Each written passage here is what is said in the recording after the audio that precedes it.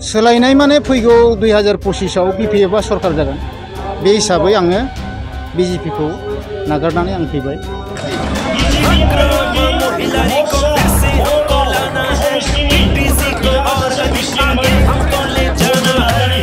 आंजों दा 103 जन दं BJP निफ्राय 103 जन जोङो बहाय सारेन्डार जाबाय।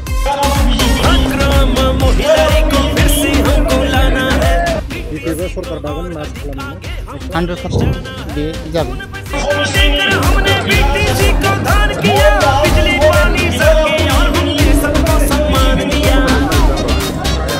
आङो क'क्राझार डिस्ट्रिक्ट बनरगाव मण्डलनि माइनरिटि सेलनि आं प्रेसिडेन्टमोन BJP नि दा आङो बेखौ रेजिगनेसन होनानै आङो दा BPF आव आं जइन जाबाय।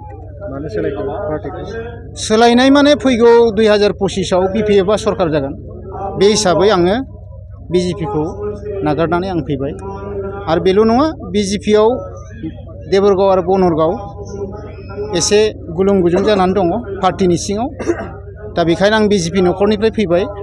आं मिथिगौ BJP आ मा जाना दं ओंखायनो आं बिनिफ्राय ओंखारबोबाय आंनि माखासे मानसिफोरखौ लानानै।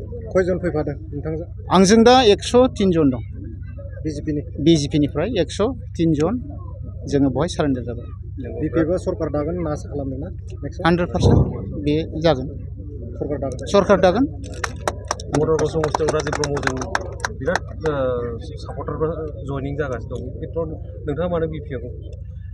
राजिब सारखौथ' जों दा BJP केन्डिडेट होनना बुंनो हाया खारन बियो BPF निफ्रायसो देरहालांनाय।